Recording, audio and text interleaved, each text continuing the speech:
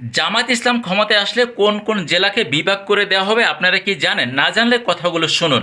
জামাতের আমির ডক্টর শফিকুর রহমান কুমিল্লায় জামাতের জনসভায় তিনি কুমিল্লাবাসীকে কথা দিয়েছেন, জামাত ইসলাম যদি ক্ষমতায় আসতে পারে তাহলে কুমিল্লাকে বিভাগ করে দেওয়া হবে, এমনটি কথা দিয়েছেন কুমিল্লা জামাতের জনসভায়। সেই একই দিনে নোয়াখালীতে জামাতের জনসভায় ডক্টর শফিকুর রহমান নোয়াখালীবাসীকেও কথা দিয়েছেন, জামাত ইসলাম যদি ক্ষমতায় আসতে পারে তাহলে নোয়াখালীকে বিভাগ করে দেওয়া হবে।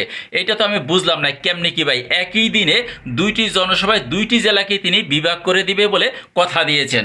এটা কি নোয়াখালী এবং কুমিল্লার মধ্যে জরকা সৃষ্টি করে দেওয়ার জন্যই বলেছেন, নাকি সে আবেগের তাড়নায় ভোট নেওয়ার জন্য এই ধরনের কথা বলতেছেন? আমি কিন্তু কিছু বুঝতে পারতেছি না। সেই নিউজের কমেন্ট বক্সে পাবলিক কমেন্ট করতেছে এগুলি বাটপারি ছাড়া আর কিছুই না, এগুলি ভোট নেওয়ার জন্য এইসব কথা বলতেছে, সব জেলাকেই তারা বিভাগ বানিয়ে দিবে। আসলে তারা কোনো বিভাগই বানাবে না, যদি ক্ষমতায় তারা যাইতে পারে তখনই দেখতে পারবেন যে কোনো বিভাগ তারা বানাবে না, শুধু ক্ষমতায় যাওয়ার জন্য ভোট নেওয়ার জন্য পাবলিকে এই মিথ্যা আশ্বাস দিতেছে, এগুলি বাটপারি ছাড়া আর কিছুই নয়, এরকমটি মন্তব্য করতেছেন সাধারণ পাবলিক।